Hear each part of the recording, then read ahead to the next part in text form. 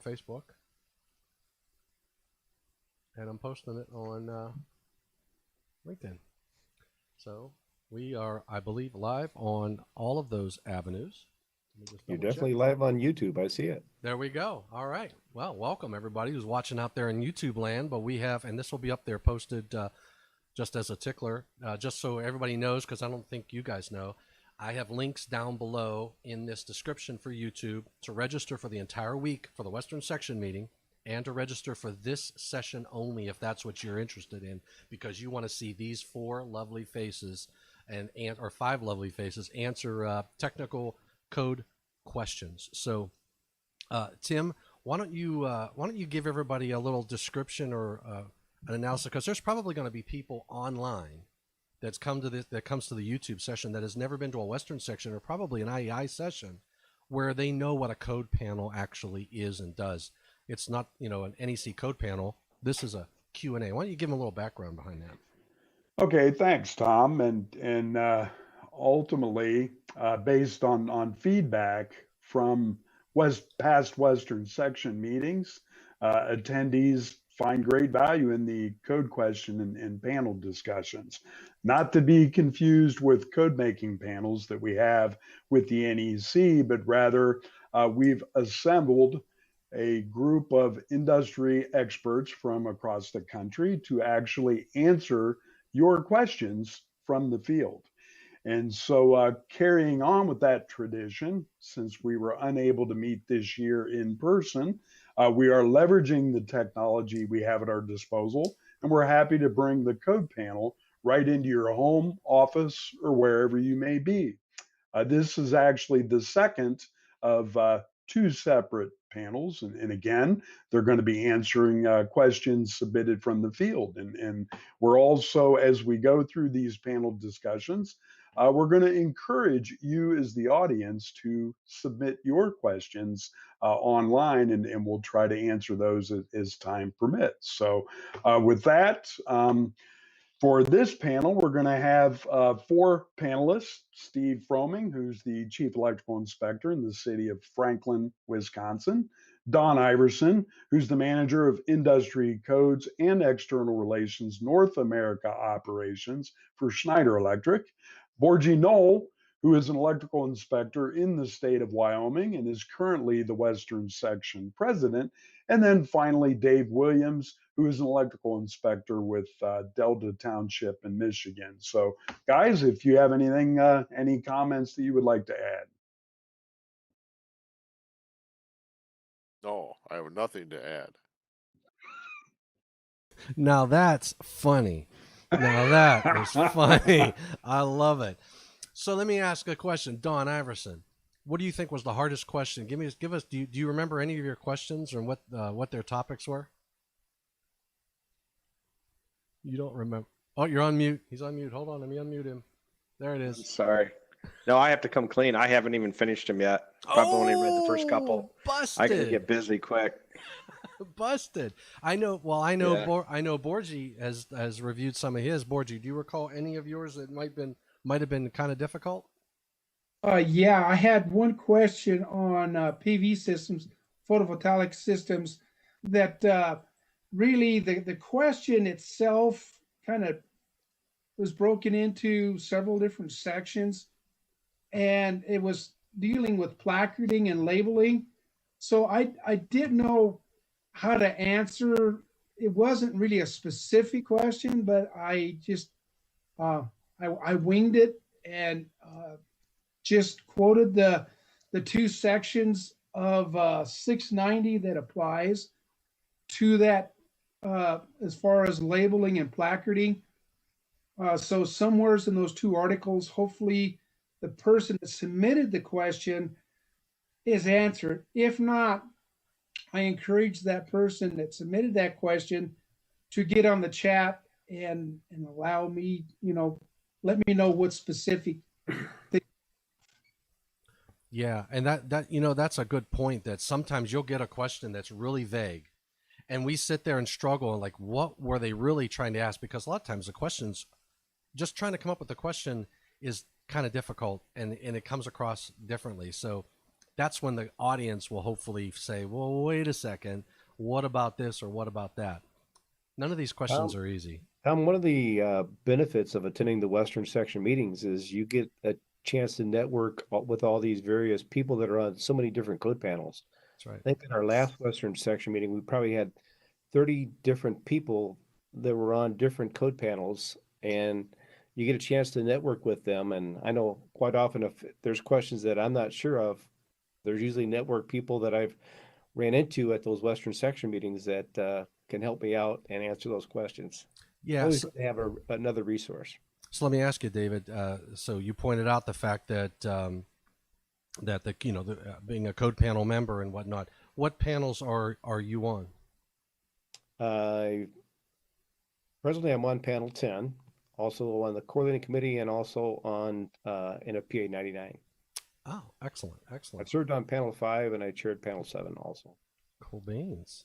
And how about you, Dawn? You're on panel 3 and something else or something like that? A past member of panel 1, currently member of 3, and NFPA 915, the remote inspections. Oh, excellent. Oh, that's right. Yeah, remote. That's new. Any question? I wonder if there were any questions on remote inspections, because that can be really good for people, or it can be kind of difficult on the inspector, right? That's a challenge. Yeah, especially with again, with, I hate to keep referring back to it, but the COVID-19 again, I think that kind of put things on a fast track with the NFPA 915 and the remote inspections. Yeah. I think that actually NFPA 915 is open for public input till June, if I remember correctly from the email we received after the Standards Council. So I anticipate seeing a lot of folks looking at that because of the COVID-19. Yeah, I tell you, well, there's a lot of positive things and there's a lot of negative things, unfortunately. But there was some positive things that came out of the whole COVID crisis, and I think a lot of the online stuff is a positive aspect of it, But so, Steve Froming, what kind of key questions did came up out of your group? Do you remember any? I do, but I don't want to give away too much stuff just yet. Okay. I will have to admit that the person that sent us the code questions did not put a date in there that they wanted them back by. So that's a serious flaw in the system when you want things back at a certain time.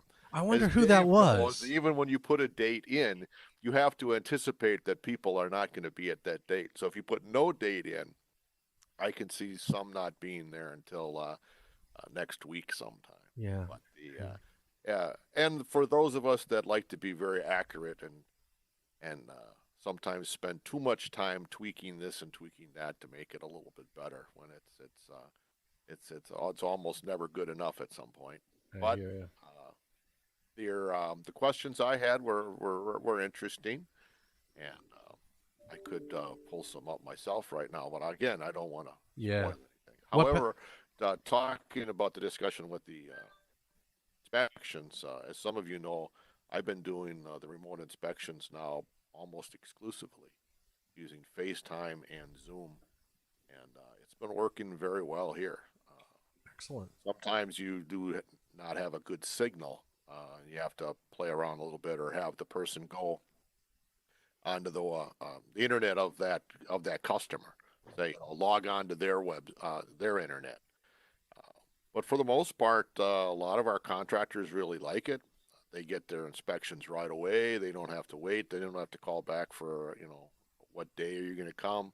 Cool. And just the other day, I found on a new house that the GFCI, one of the bathrooms in the basement was not GFI protected. And that contractor had a normal inspection being done, would have to come back. He would have had, at least an hour of travel time to come back and replace that receptacle. So Wow. A lot of people really like it. That's good. Yeah. That's really good. What code panels are you on, or code panel are you on? I'm on code panel 13, and that's the lucky 13. And I'm also on some UL technical panels. But at this time, I'm on some task groups for the correlating committee and some other task groups for different things. But Excellent. Mickey Panel 13. Mickey Panel 13. You know, Beautiful. Tom, you had mentioned a little bit earlier. Really, this serves as a couple of things. Number one, it's a great opportunity for those Western Section members that have never attended a Western Section meeting, and ultimately, I'm sure we're going to see some new names and faces as we roll this thing out. The other thing too, we keep talking about COVID-19 and how it's impacted the country and the industry as a whole. Really, I view this as really an opportunity. This is an opportunity for us as the Western Section to be able to engage not only the members at the annual meeting whenever we get back to some level of normalcy, but going forward, being able to engage members all year round and provide information throughout the year. And I think that would just further enhance the benefit of being a member of the IAEI. Yeah, that's a good point, Tim. We've established now a platform for the Western Section for these online educational pieces. And I think from an education committee perspective, we're going to plan on doing more of these even after we get this COVID thing behind us, because we realize that a lot of people go online solutions just to understand things that you may not be getting CEU credits. You may just want to learn more, and the IAEI is a great network of resources to bring some knowledge to the table. And we probably will be doing some CEU credits next year and forward as part of our online platform. But again, those types of opportunities in the future may be for IAEI members only. So there's a big value for your IAEI membership. So excellent. Cool beans. So it looks like we lost Borgie's video. Oh, I thought you did that on purpose. No, I didn't do it. I don't know what happened. Must be that snowstorm out there in Wyoming right now. It's a whiteout. Yeah, and Yeah, it's a whiteout, all right. Yeah, and one of the things you can do if you want to, I don't have an image of you, Borgie, but if I had pictures of each of you, I could put this in studio mode, and then I could come over here to each of the panelists. Pictures from the R&R room last session. Yeah, there you go. And I could put a photo in there so that we don't have to look at a BN all the time. But that's fine. What can I do, Tom? Because my camera, it just went off. It quit working. So is there something that I can do on my computer to get the picture back? If you go to the menu option, you should be able to go to video and start your video. See if it says it started or if it stopped. Okay. I assume this is a remote camera. Is this It's on my laptop. It's on his laptop. So Oh, really? yeah, Yeah, it was I'm not sure it's it's a pretty good camera too. I mean, we got really good clear video of him. what do I go to? Settings or what? No, just down. I think and you guys, for me, it's up at the top, but I think there's a bar like down at the bottom that has share, assign, mute, and whatnot for WebEx. Mm-hmm. And if you look and you'll see where it says video, what does that say? There you go. You came on. You were there. There you are, Yeah, Borgie. there we go. Yay. Okay. Just to hit a button. Now, obviously, Tom, just so put everybody at ease, you're obviously going to edit this this segment. Why? The tickler, right? No, hey, this is raw, baby. This is I forgot. Boom. I forgot to put the live up there. That's the nice thing about being live. There's a lot of forgiveness for screw ups like that, Yeah, but when you watch it later, it also says live. So that's the problem with that. So, he's on live, but then it's not live. Yeah, well, you'll see it. It's live. Can you change that to taped later? Yeah, I could say that Yeah. No, because then they'll say, why didn't he edit that out? Tim, if you've seen some of Don's other our Tom's other live presentations, this one is going pretty well as a starter. There we go. Yeah. Yeah, this is not too bad. This is really good. So what's really nice is everybody will get a flavor and a feeling for understanding what a code panel is. You know, we have a list of, and that's the other thing, Tim. I'll put a link to the questions on this YouTube link as well. But when they register for the event, they can get the questions that will. So they can download the questions. Yeah, so they can download the questions. So, Excellent. Yeah, so- Tim, if you could email me a copy of those questions, I can get those posted on the website for people to review ahead of time as well. Perfect. Yeah. Yeah. In fact, David, I can send you the Word documents for both of those. That'd be great. Thank you. I'll just take care of that for you since I already have it. But yeah, I'll send that and then I'll put it up. So what's nice is people can download those and look at the questions and then think about what kind of questions they might have, so that whenever you're answering them, they may, because it's always good to try to answer them yourself. Exactly. And what I found when I first started coming to IAEI meetings, and I remember, I don't know who it was. I don't know if it was, it was somebody told me, he said, if you come up with the answer really quick, you probably got it wrong, because none of the questions have easy answers. They're usually bouncing through the book. And the moment you think you got it, you got to realize that, okay, wait, there's probably a gotcha in here somewhere. And Tom, the first IAEI meeting that I went to was back in either 1994 or 95, and it was an Ohio chapter annual meeting. And when I got the packet of code questions, I got my registration packet and I pull out the code questions. And I did this the first 2 or 3 years.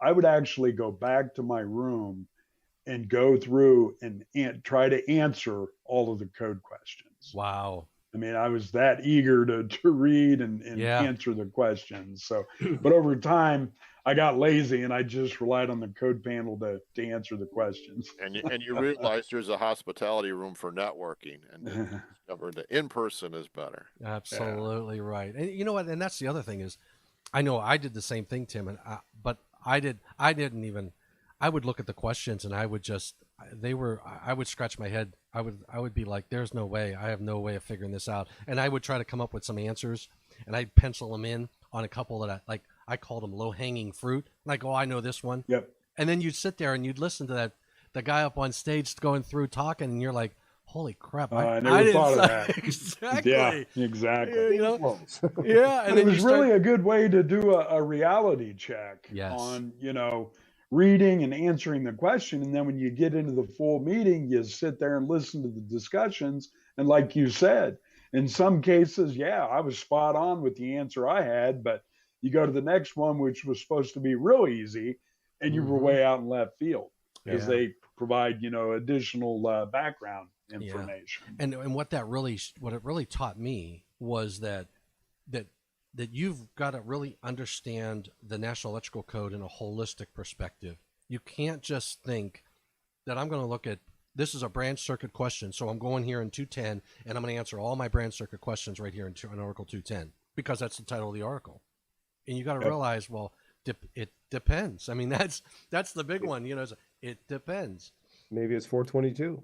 Yeah, exactly. And then, and then you're like, oh man, I never thought about 422 or 430 for motors. Maybe you're doing some motor sizing or branch circuit sizing, and you're over in 430 instead. So, or HVAC. So there's so many things to learn, and that's what I love about the code panel, answering questions. So that's a popular thing at the Western Section.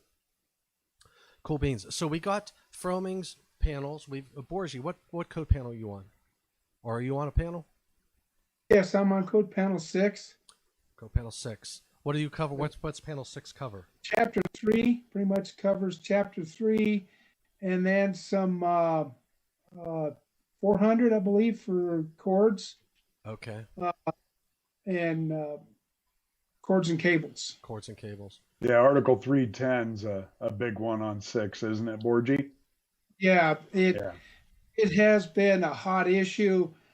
Some of the early public inputs that I've seen from the IAEI, and then we're still dealing with the copper clad aluminum introduction for this has been the last 2 cycles that they're trying to introduce the copper clad aluminum for residential wiring for 14 and 12 gauge wires. I don't know. I'm not going to have a spoiler, but I don't think it's going to go very far.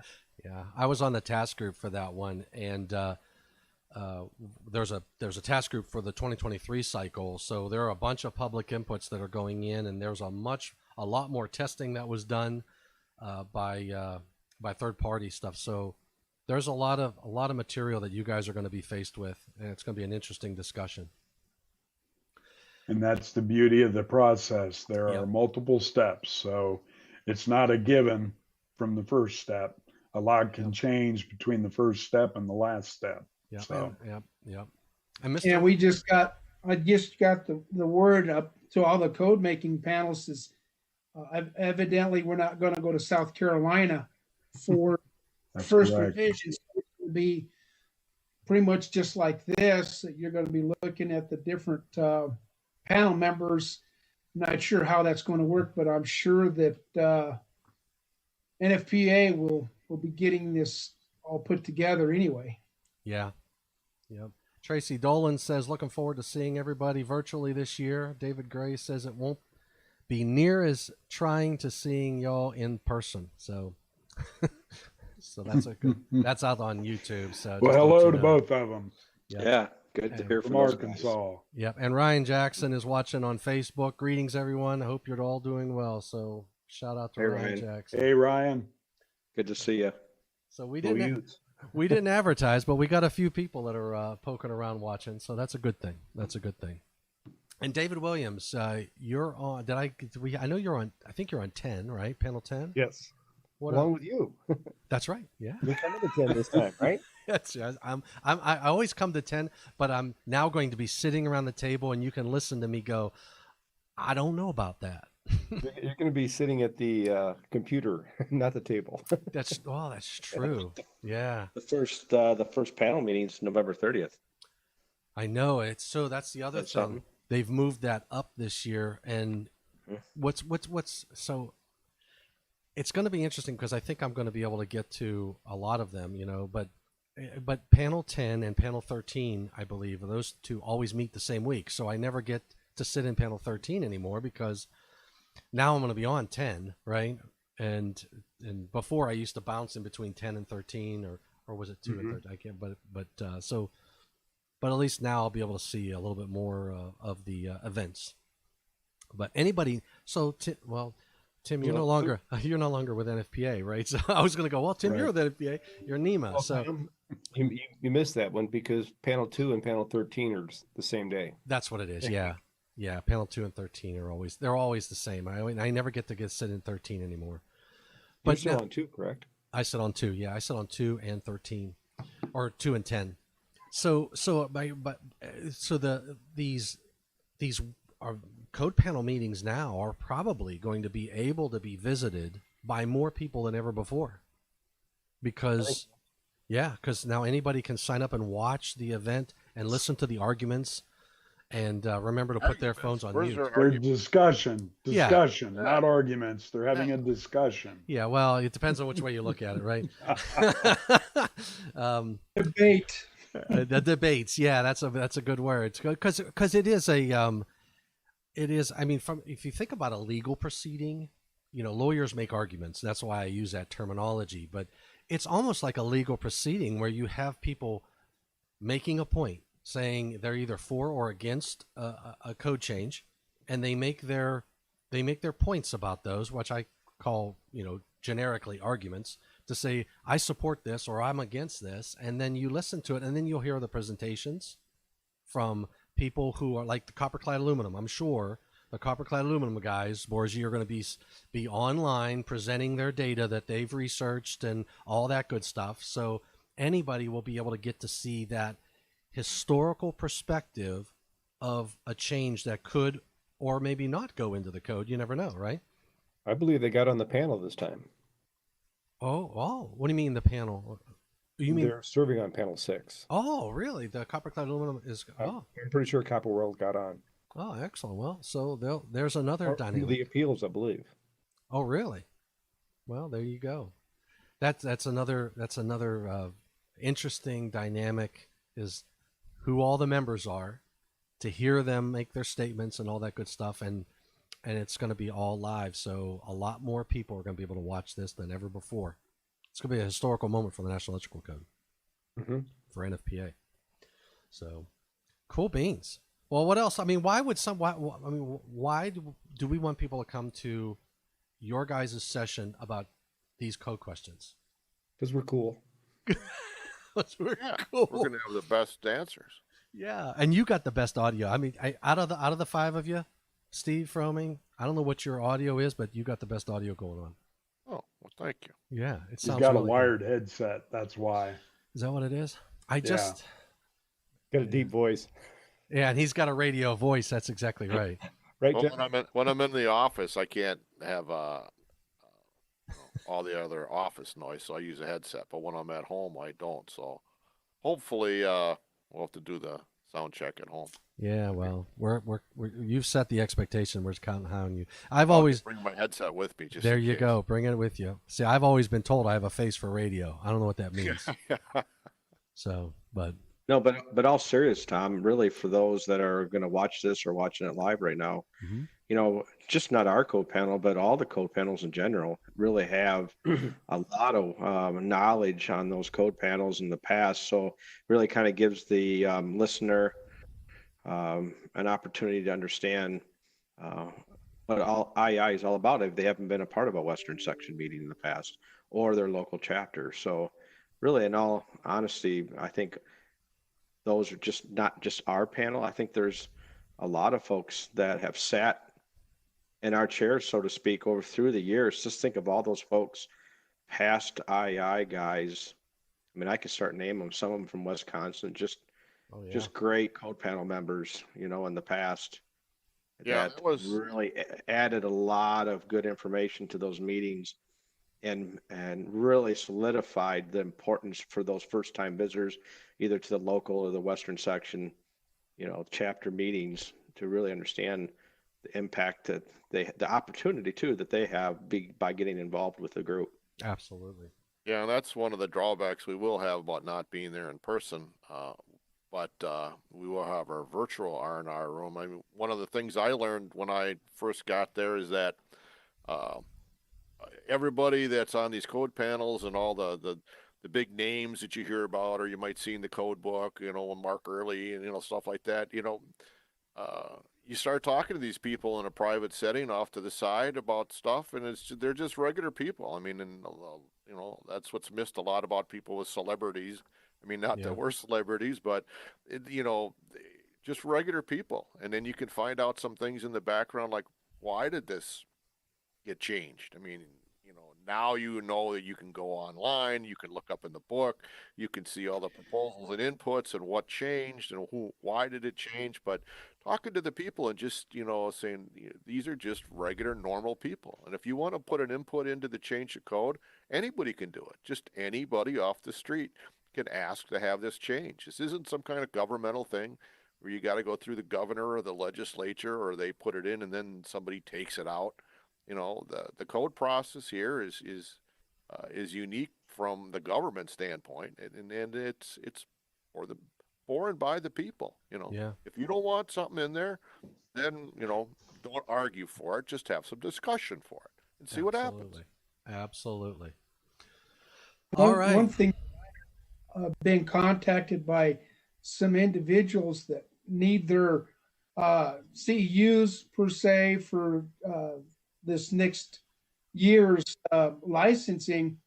They're looking for, getting some CEUs. I says, well, you can attend the Western Section meeting online and get your CEUs. And I've talked to several people. Well, I can't afford to go to the Western Section unless, going out of state or whatever. But now it's on the virtual channel here to where people that's never been to a Western Section can actually view it and participate in a Western section. So I know that there is some people that work for the State of Wyoming Maintenance Department, military, need the CEUs to keep their licenses, and they're going to register. I don't know if they have or not, but they're going to watch and attend the Western section.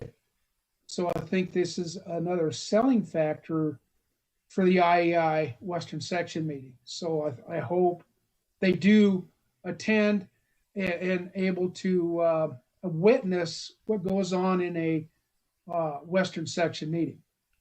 Absolutely, Borgie. And Yeah, remember, hopefully in the future, then they will be able to attend and can see how really good everything is, and now they can appreciate that. yep, absolutely. Registration is down below for the entire week or for just this session. Don't forget to register. It's down below. Don't forget to subscribe to the Western Section YouTube channel. Hit the bell. You'll be notified when we go live. I know Dawn Iverson has a hard stop at 1 o'clock, and we've been on way too long for this little 15-minute tickler. So Isn't there another comment on the YouTube? looking.